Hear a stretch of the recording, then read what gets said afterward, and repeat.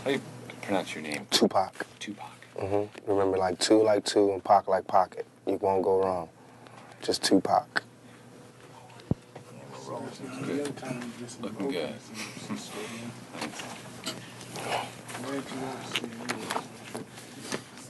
What's your best Christmas memory? Let me see. When I thought we didn't get any gifts for Christmas, I was in Baltimore. I thought we didn't get nothing. It was a knock on the door. My sister's principal from her school came, and they had like this charity, whatever, where they give like the turkey to the poor family on the block. We was the poor family. So we got this turkey. I got some cheap boots. You know, got a little cheap trinkets. But on Christmas, you want as many trinkets as possible. And so I got a whole bunch of little tiny things. It was cool. We got free cheese, free beans, free butter, free everything.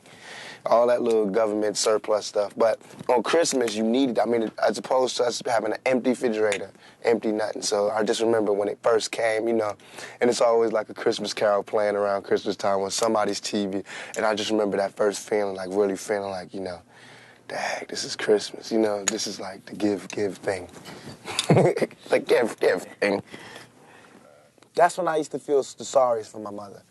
It's because there was no man there, you know, and this is a woman, my mother. She had to tell us, you know, she had to make it like Mary, and there was nothing there. There wasn't even regular dinner, let alone Christmas dinner, you know, and she had to, like, explain to us how, like, I mean, it's so hard to sell that all we need is each other's speech, especially when your stomach hurts, you know, and she's telling us that as our stomachs go, she's like, all we need is each other.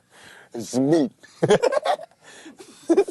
But I thought it was just so beautiful how she just would be strong and she would do it. And she would never use that time to go, your fathers are really jerks, you know, they really left me here. But they did. Our fathers really did leave her. And I mean, our fathers, like my father, my sister's father, different fathers, but they really did leave us. And, you know, they didn't call on Christmas to help my mother explain why the hell we ain't getting no gifts. They was just like, you know, with they woman, wherever they was, being big shotty, being Santa Claus to somebody else's kids. And so, I mean, no love taken from my father, God rest his soul, but, I mean, I got it. He better not expect nothing big on Christmas. Tell me about some of the special things that someone growing up in the inner city and in your situation deals with. Okay. Man, it's like, that's deep. It's like, when you're born, usually you're born into a dynasty or an empire, right? You're born like as a junior or, you know, following in your father's footsteps. You always tell, oh, your father, he did this, or oh, your father, oh, your grandfather, he did this, or we got this, or the family heirlooms. There's none of that in the outer city. I call it the outer city because we left out. There's nothing. We don't get any family heirlooms, the family crest, all that stuff that you would think is so important was meaningless. Because I mean, come on. Our family crest was cotton. You know what I'm saying? It's like, man, it's like the only thing we can really leave behind is culture, is music, you know, and dignity and determination. That's what we had. So it's like, I feel as though I'm cheated because instead of me fulfilling my prophecy, I have to start one. Instead of me, you know, doing a good job and carrying on the empire, I have to build one. And that's a hell of a job for a 21-year-old. You know what I'm saying? That's a hell of a job for any youngster, male or female, to have to build an empire for your family. You know what I'm saying? And it's like, especially when the odds is that, you know that somebody else who lives in the inner city, the real inner city, suburbia, who, when he's born, I mean, 16, he gets a car, automatic.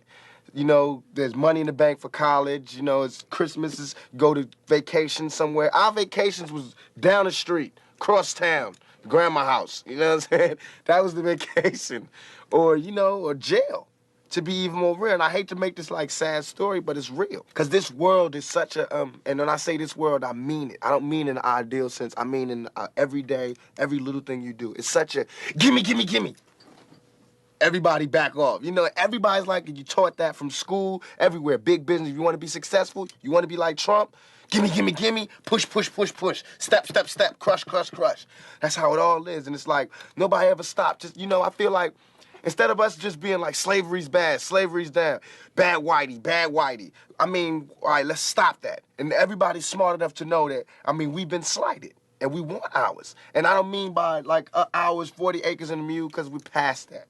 But we need help. I mean, for us to be on our own 2 feet, us meaning youth or us meaning black people, whatever you want to take it for us to be on our own 2 feet, we do need help. Because we have been here. We have been a good friend. If you want to make it a relationship type thing, we have been there, and now we deserve our payback. It's like you got a friend that you don't never look out for. You know, you dressed up in jewels. Now America's got jewels, and they paid and everything, and they lending money to everybody except us.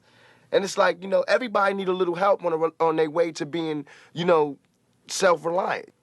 I mean, if this is truly a melting pot in the country where we care about it and Lady Liberty got a hand like this, she really loves us, then we really need to be like that. And it needs to be the black kids. And if there's a white person who got money, then he need to help them. He need to help black kids, Mexican kids, Korean kids, whatever. But it need to be real. And it need to be before we all die and then you say, oh, I made a mistake. We should have gave them some money. We really should have helped these folks. It's going to be too late. You know what I'm saying? And then that's when you got to pay your own karma. And that's when God make you punish, when God punishes you. Because I feel like, you know, it's too much money here. I mean, nobody should be hitting lotto for $36 million and we got people starving in the streets.